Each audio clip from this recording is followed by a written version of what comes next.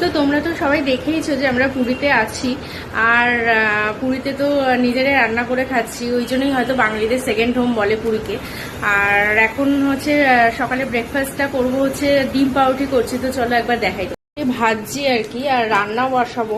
আর এদিকে তো মাছ টাছ এনেছে, চলো একবার দেখাই তোমাদের। এই যে এটা হচ্ছে গলদা চিংড়ি এনেছে, এখানে এনেছে হচ্ছে পাবদা মাছ নিচে আছে, আর এদিকে এনেছে চিকেন, আর এখানে হচ্ছে পকোড়া খাওয়ার জন্য একটু চিকেন এনেছে। তো ব্যাস এই তো রান্না হচ্ছে, করবো। এখনো পর্যন্ত শুরু করিনি, আগে ব্রেকফাস্ট করে তারপরে রান্না শুরু করবো। আর তারপরে তো সমুদ্র স্নান রয়েছেই। তো চলো আগে ব্রেকফাস্টটা সেরে নিই, তারপরে আবার তোমাদের সাথে আসছি কথা বলতে। আর এই দেখো, এত আনন্দে আত্মহারা হয়ে গেছি পুরীতে এসে, তোমাদের সামনে যে ইন্ট্রোটা দেবো সেটাই আমি ভুলে গেছিলাম। সেটা করলে কি হয় বলো তো, না দিলে কি হয়। তো হ্যালো এভরিওয়ান, আমি প্রিয়ামা, ওয়েলকাম টু মাই চ্যানেল।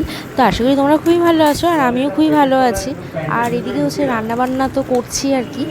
এদিকে গলদা চিংড়ির মালাইকারি করছি, আর এখানে তো কলমি শাক এনেছিল। তো কলমি শাক আর কি পেঁয়াজ আর চিংড়ি মাছ দিয়ে ভাজা করবো, মানে একটু ওই মাখা মাখা ভাজা হয় না, ঘন্ট টাইপের, ওরকমই করবো। আর হচ্ছে এদিকে পাবদা মাছ নুন হলুদ দিয়ে মাখিয়ে রেখে দিয়েছি, এটা হচ্ছে সন্ধ্যার জন্য একটু ফ্রাই করব। আর তো রয়েছেই সব কিছু।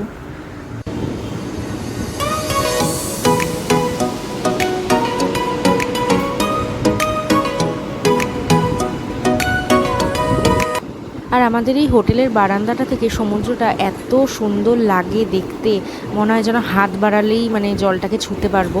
আর এত লোক ওইখানে ছিল বিচে আর কি, মনে হচ্ছিলো যে কতক্ষণ আর কি বিচে যাবো, তাড়াতাড়ি করে রান্নাবান্না সেরে কতক্ষণে আর কি যাবো স্নান করতে।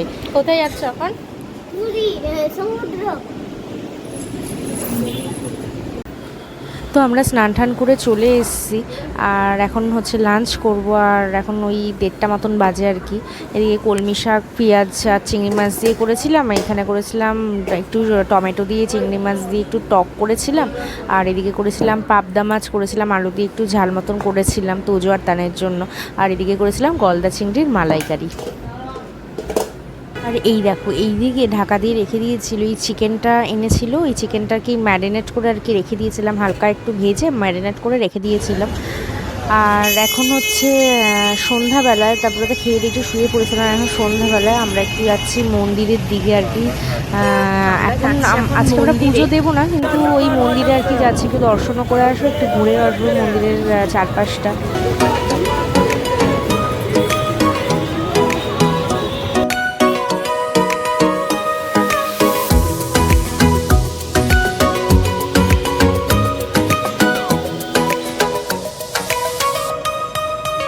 Gonna take it slow.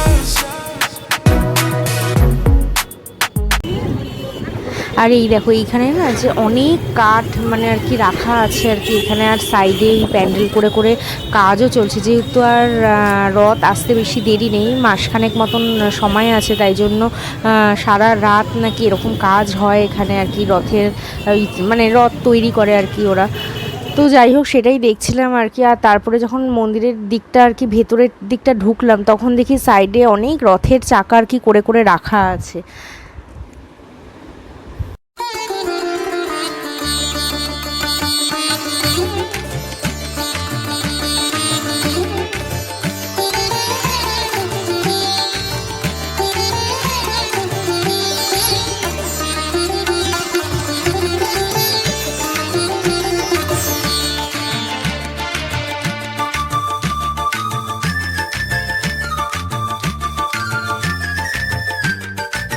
আর আমরা যেহেতু সন্ধ্যাবেলা মন্দিরে গিয়েছিলাম, এই সন্ধ্যাবেলা মানে রাতের মন্দিরটা এত অপূর্ব লাগছিল, চারিদিকটা আলোয় আলোকিত হয়েছিল, আর অনেক লোকজন ছিল, খুব ভালো লাগছিল চারপাশটা, মানে একটা আলাদাই অনুভূতি হচ্ছিল।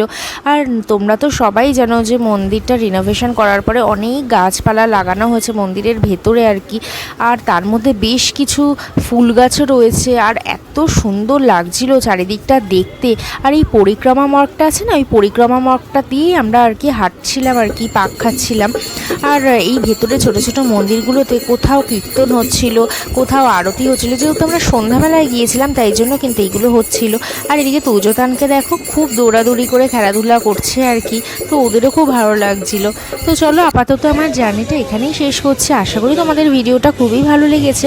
আর ভিডিওটা যদি তোমাদের ভালো লেগে থাকে তাহলে কিন্তু একটা লাইক করে দিও, আর চ্যানেলটা যদি ভালো লেগে থাকে তাহলে সাবস্ক্রাইব করে দিও। তো চলো আজকে আসি, দেখা হচ্ছে অন্য কোনো একটা নতুন ভিডিওতে। ভালো থেকো, সুস্থ থেকো, সাবধানে থেকো, টাটা।